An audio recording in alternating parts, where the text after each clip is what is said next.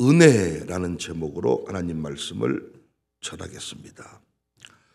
신앙생활의 핵심이라고 할 수 있는데 너무 많이 들었던 말이라 오히려 그 의미를 잘못 이해하고 우습게 여겨지는 단어가 바로 은혜입니다. 여러분과 제가 은혜의 의미를 깨닫고 은혜를 자랑하고 은혜를 갈망하며 은혜 안에 살 수 있다면 세상에 두려울 것이 없고 안 될 것이 없어요. 여러분과 저의 최후 순간의 고백은 은혜로 살았습니다. 여야 합니다. 하나님은 제사장들을 통하여 사랑하는 주의 백성들을 축복할 때 여호와는 그의 얼굴을 내게 비추사 은혜 베푸시기를 원한다라고 선포하라 했습니다. 은혜 베푸시기를 원하시는 하나님이다. 그래서 바울은 서신서를 마무리할 때마다 너희 무리 가운데 너희 무리들에게 은혜가 있을지어다. 은혜로 인사를 시작해서 은혜로 마무리를 한다고요.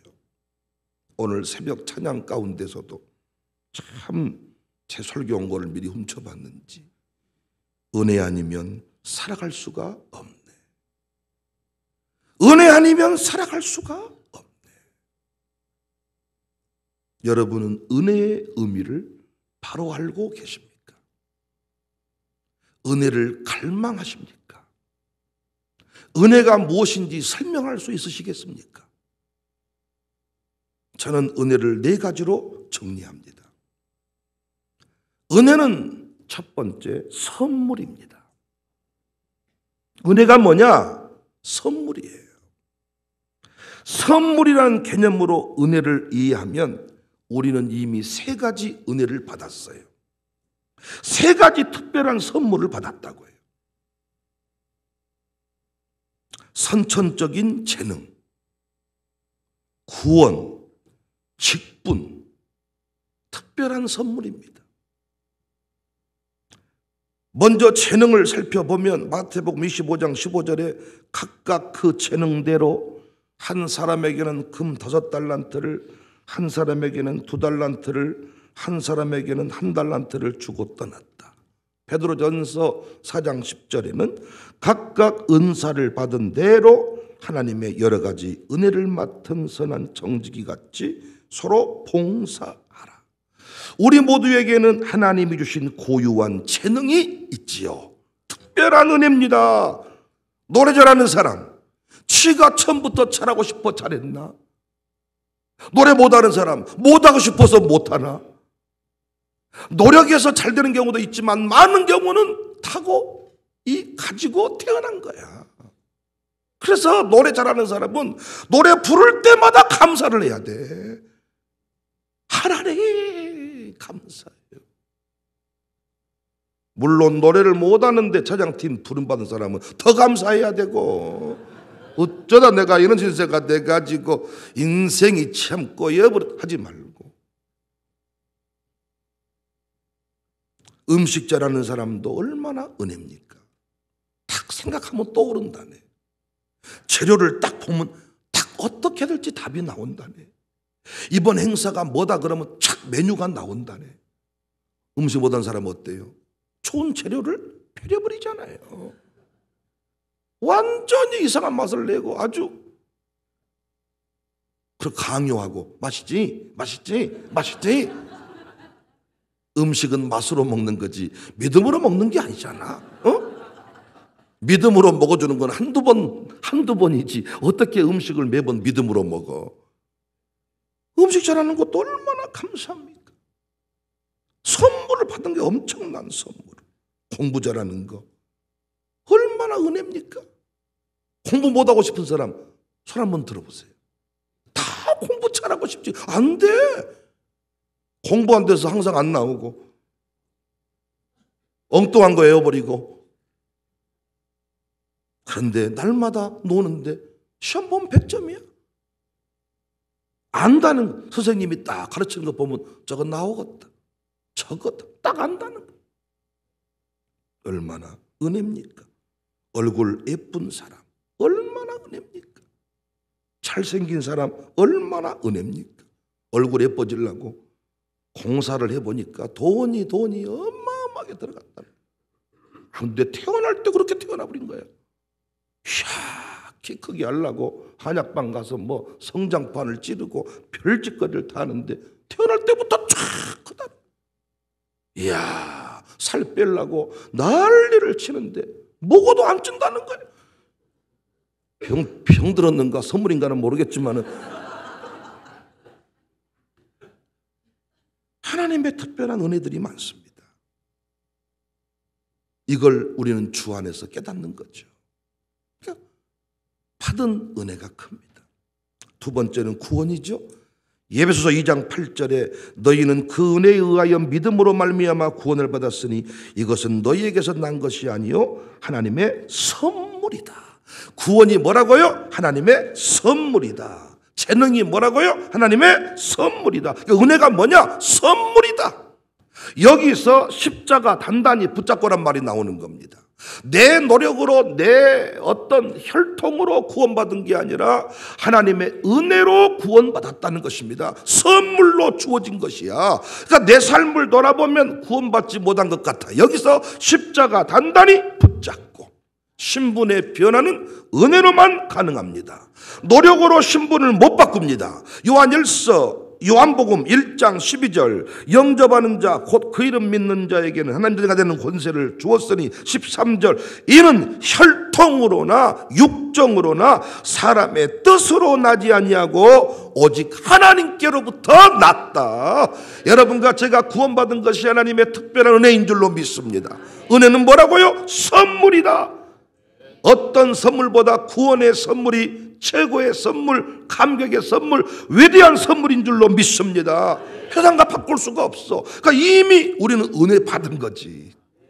은혜가 뭐냐? 선물이다. 재능이 선물이고 구원이 선물이다. 세 번째는 직분이 선물이죠. 고린도서 12장 27절에 너희는 그리스도의 몸이요 지체의 각 부분이다. 바울은 디모데전서 1장 12절에 나를 능하게 하신 그리스도 예수 우리 주께 내가 감사함은 나를 충성되이 여겨 내게 직분을 맡겨주셨다. 목사 같아서 목사로 세워진 게 아니라 충성되이 여겨. 할렐루야. 저는 그래서 이 직분을 후대에게 전수하고 죽자. 직분이 은혜다. 직분이 선물이다. 내가 우리 교회 집사라는 것에 감격할 줄 알아야 된다. 근데 요즘엔 어떻다고요? 집사 안 한다 그러네. 그래서 나 권사 안 할랍니다. 임직 안 받을랍니다. 나는 안 받겠다는 사람 세울 마음이 별로 없지만은 참말로 루이비통 가방을 좀 안 받을까요? 아파트 한 채씩 좀 안 받을까요? 싸움 나지. 몽둥이 들고 사람 펼 거야 아마. 나는 왜 안 주냐고. 근데 집사는 안 받겠다네. 권사 안 할랍니다. 나는 장로나 할랍니다. 장로나 할랍니다. 나는 목사는 하기 싫고 장로나 할랍니다. 야, 선조들의 그 직분 대하는 태도와 너무 다르죠. 그래서 우리가 직분이 흘러가게 하려면 어떻게 한다 그랬어요? 직분 감당하다 잘리면 안 돼. 완수를 해야 돼. 그리고 직분을 감당할 때 즐겁게 해야 돼. 주와 같이 길 가는 것 즐거운 일 아닌가. 이렇게 해야 우리 아들도 목사하고 싶다 그랬지. 어이다 이름에 썩을 놈의 목회를 내가 어쩌다가 해가지고. 아들들이 속으로 결단하죠. 나는 죽어도 목사를 안 합니다. 장로님 감당하면서 집에서 온갖 얘기를 다 해가지고 절대 아들이 장로 안 한다 그래. 내 믿음대로 될지어다. 무엇이 아멘이요?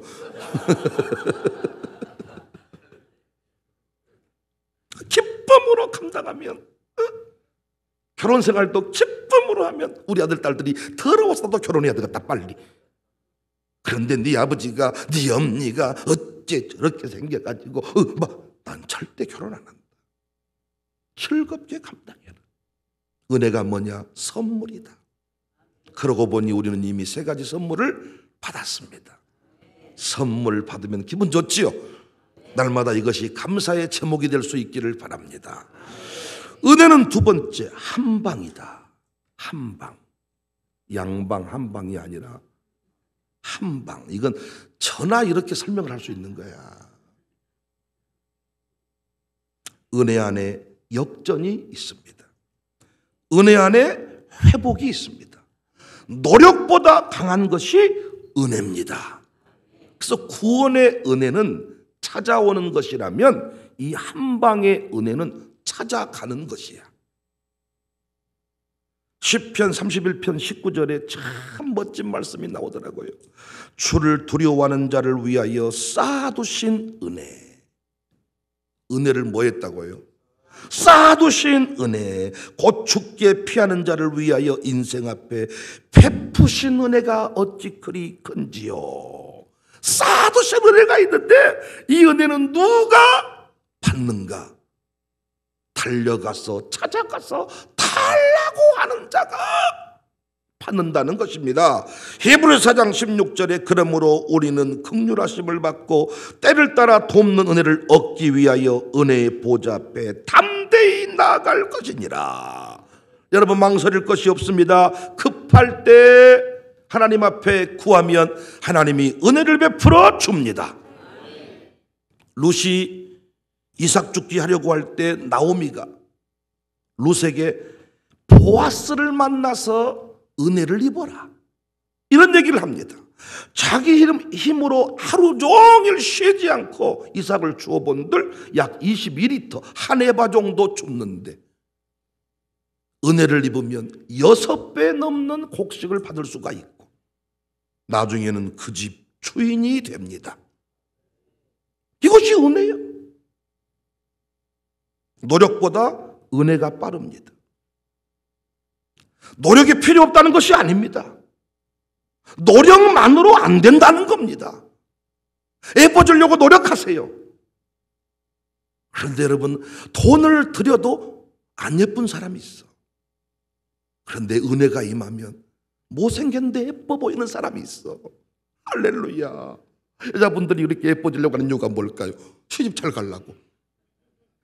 그런데 문제는 공사를 많이 하면 할수록 잘 안 되더라고 이것이. 그래서 얼굴이 이상하게 생겼는데 야 서로 눈을 가려버리고 눈이 그냥 예쁘게 보인다는 어떻게 하냔 말이에요. 이게 은혜가 더 빠릅니다. 창종순 집사 우리 딸 사이와 밥을 먹고 잠깐 대화를 나눴는데 사이가 또 미국 들어갔거든요. 그런데 우리 그 사이 이승연 참 사람이 좋아. 근데 서로 이제 수지와 살아가다 보면서 에피소드를 좀 얘기해 주더라고. 항상 수지는 해보자. 된다. 염려하지 마라. 어려울 거 없다. 길을 찾으면 길이 보인다. 근데 승현이는 항상 2개, 3개의 계획을 세워서 정확하게 무엇이 맞아 떨어져야만 가고 믿고 이랬는데 아니 놀랍게 수지가 어떤 일이 된다. 염려 마라. 속으로 되는 거 봐라. 하는데 항상 돼버리고 열리고 속으로 했던 말이 왜 너는 그렇게 쉽게 되냐. 나는 10년 동안 노력해도 안 됐던 것이 너는 어찌 그렇게 한 방에 돼버리냐. 너는 왜 그렇게 쉽냐. 근데 수지가 남편 보고 하는 말이 기도해봐 그런다는 거야.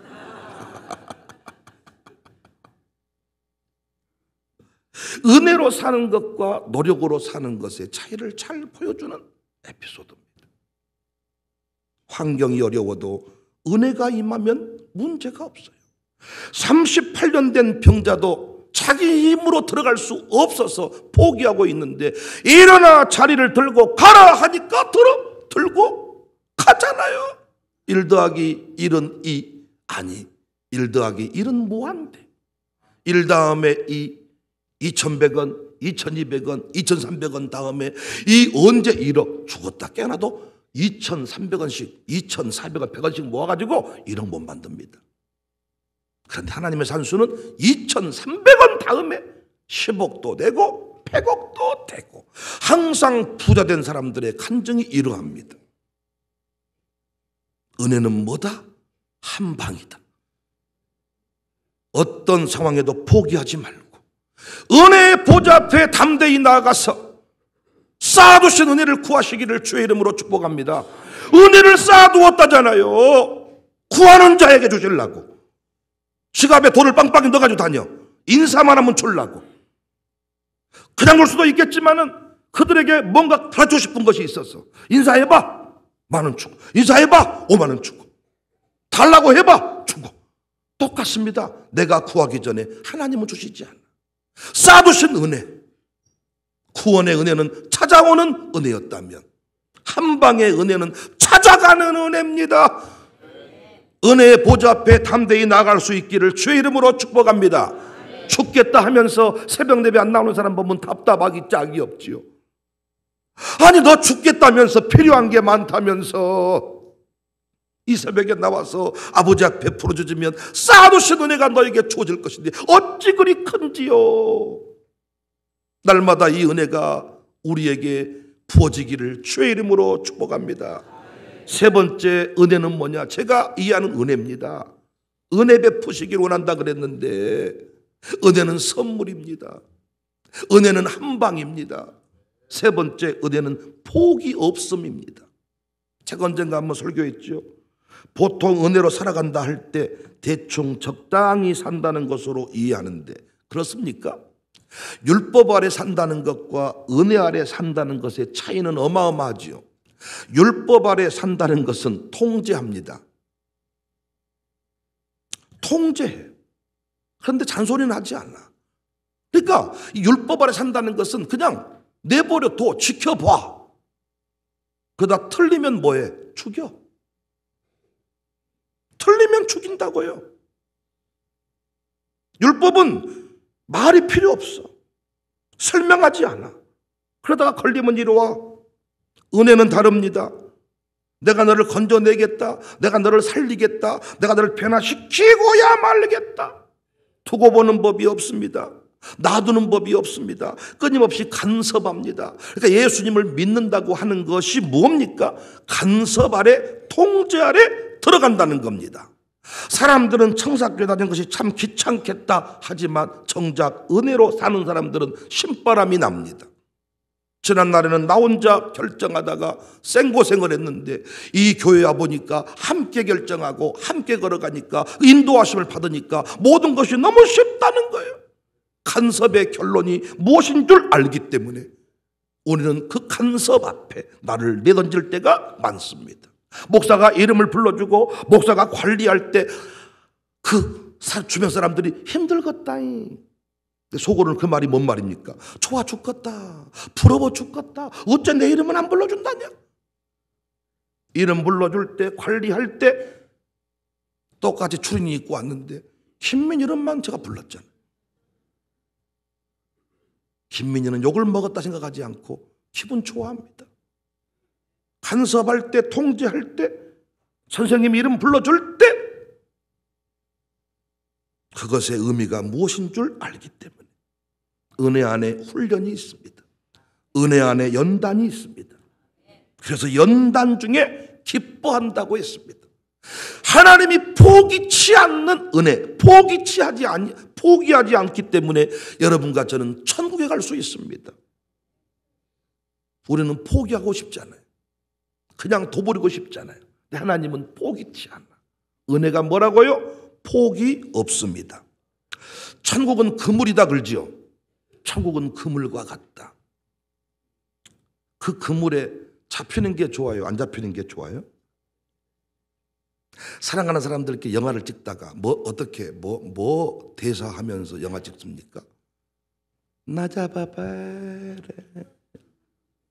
조창이랑 아마 이번에 이렇게 하고 왔을 거야. 나 잡아봐라. 그런데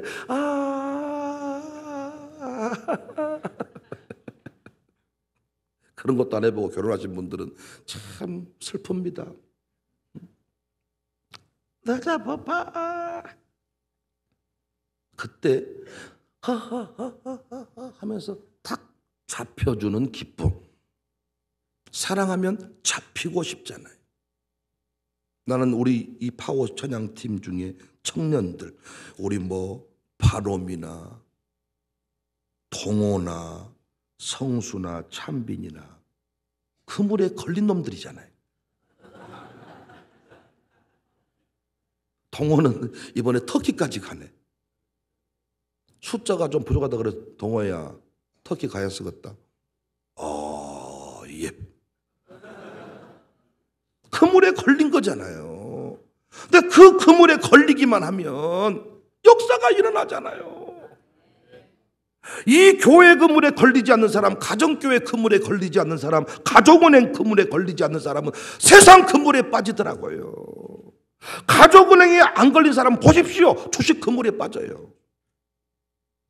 지금 우리 교회도 보니까요, 주식에 손실이 일어난 사람들을 내가 딱 꼽으라면 꼽겠더라고요. 나 모르게 주식한 사람 몇 사람이 있는데 내가 자기를 모른다고 생각하나 봐. 머리털까지 셉니다, 여러분.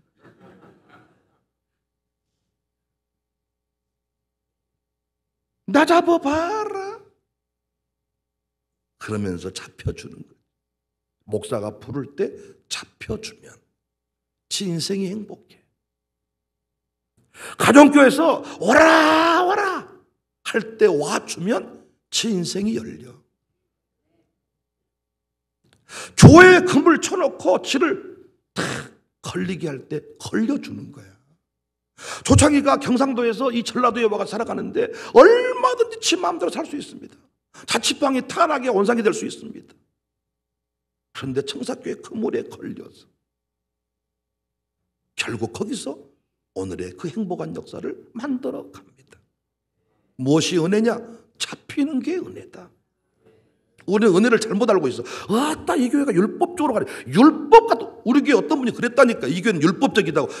율법과 은혜를 뭘 알고 얘기 좀 해라. 야, 제가 좀 망치로 때리고 싶었지만 못 때리고 결국 도망갔는데 답답하기 짝이 없어.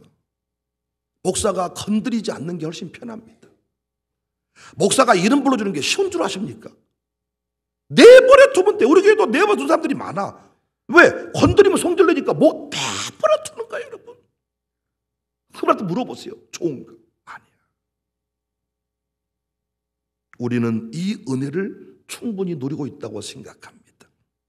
하나님이 포기하지 않으시고 그물을 쳐놓으실 때마다 그 그물에 걸려가지고 바닥바닥 평생토록 교회의 그물에서 빠져나가지 않기를 바랍니다. 샬롬이 그물입니다. 딱 걸리니까 그놈들이 멋지게 성장을 하잖아요. 은혜가 뭐냐? 네 번째, 풍성함입니다. 야, 이 여러분 은혜를 제대로 이해하시면요, 은혜 받자, 은혜 받았다, 은혜로 살았습니다, 이 말의 의미가 팍팍 꽂힌다니까요. 마지막 네 번째 은혜는 뭐냐? 제가 정리한 개념들입니다. 풍성함입니다. 풍성함. 은혜는 뭐냐? 풍성함. 사람의 공급은 제한적입니다. 사람한테 돈 한두 번 빌려보세요. 그만 좀 빌려라, 앵간히 좀 해라. 엄마도요, 3번만 불러보세요. 앵간히 좀 불러야.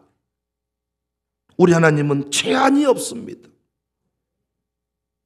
하나님의 공급은 끝이 없습니다. 결핍이 없습니다. 부족함이 없습니다. 시공간을 초월하십니다. 그래서 은혜로 사는 자들의 공통점이 뭐냐? 항상 넉넉합니다. 아버지가 부자인 사람들은요, 자식 새끼들이 징징대지를 않더라고요. 핸드폰을 잊어먹어도 괜찮아. 자동차를 때려 박아놓고도 또 사면 되지.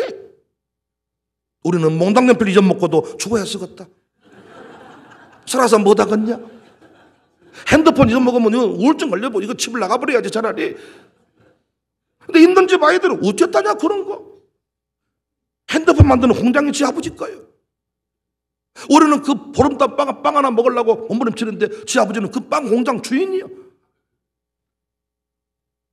징징대지 않습니다. 남 등쳐 먹지 않고 쌓아두지 않습니다.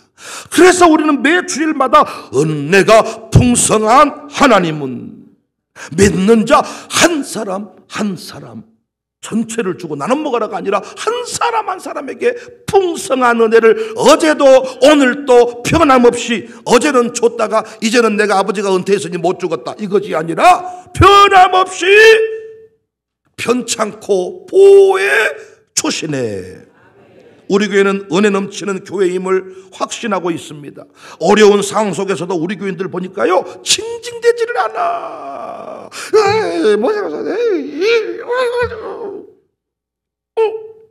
애들이 뻥긋뻥긋 웃는 게 예쁘세요. 이게 예쁘세요. 자고 일어났을 때도 웃고 일어난 놈이 예쁘세요. 너는 왜 일어날 때부터 징징대고 일어나냐?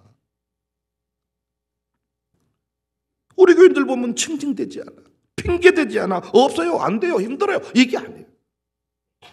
결국 그릇의 사이즈는 아버지 하나님을 얼마만큼 경험했느냐에 따라서, 우리 아버지가 어떤 분인지 알고 사는 사람은 달라. 난 여러분과 제가 아버지 하나님의 그 무한대하신 은혜를, 풍성하신 은혜를 마음껏 누리며 살다가 주님 앞에 갈 수 있기를 바랍니다. 하나님은 제한이 없는 분입니다. 하나님은 크신 분입니다. 하나님은 영원하신 분입니다. 시공간을 초월하신 분입니다. 어느 고등학생 야외 수업 때 도시락 주문을 냈는데 100명인데 101개가 도착했어. 한 개 더 왔네요. 한 개씩 더 나눠주고, 더 먹을 사람 저요. 어떤 놈이 하나 먹었어. 은혜죠? 똑같은 돈 내놓고 2개 먹었으니까. 다음 날에는 99개가 왔어. 한 개가 부족해. 선생님, 한 개 부족한데 굶을 사람. 싸늘, 침묵, 눈치 보고. 한 개 부족한데 굶을 사람. 어제는 저요. 굶을 사람. 3번 말해도 침묵. 근데 저쪽에서 한 개 통해서 저요. 제가 굶을게. 선생님이 하는 말. 그래, 너 도시락 먹지 마라. 나랑 갈비 먹으러 가자. 그때 애들이 저요. 우리가 꼭 이런 식이요. 하나님을 잘 모르니까, 선생님을 잘 모르니까. 선생님은 틀림없이 도시락을 못 먹게 하고 나를 굶게 하실 분이 아니라, 틀림없이 선생님이 다른 무엇인가를 줄 거라고 믿는 사람은 이 기회를 놓치지 않고 저요! 선생님 제가 굶겠습니다. 오냐 착하고 충성된 내 제자야, 너는 나랑 삼겹살을 먹으러 가자. 따라와. 도시락 잘 먹고 있어. 밥 먹고 올 테니까. 애들은 시급해 도시락을 먹지 말고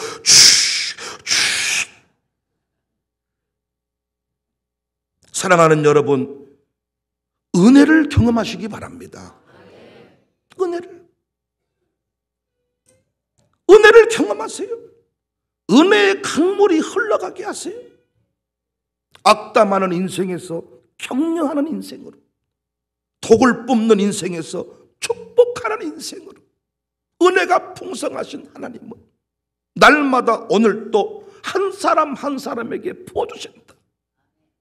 까마귀를 통해서라도 부어주신다. 우주 만물의 주인이 되신 우리 아버지께서 복을 쌓아두고 은혜를 쌓아두셨다. 구원의 은혜는 찾아오는 은혜, 쌓아두신 은혜는 내가 찾아가서 받는 은혜, 한 방의 은혜가 있다.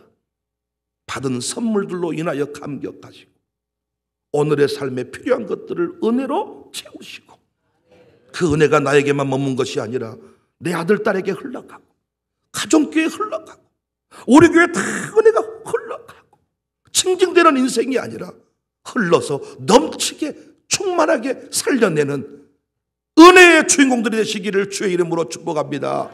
은혜 아니면 살 수가 없습니다. 은혜로 살았습니다. 은혜 베풀어 주세요. 은혜가 풍성하신 하나님을 사랑합니다. 할렐루야.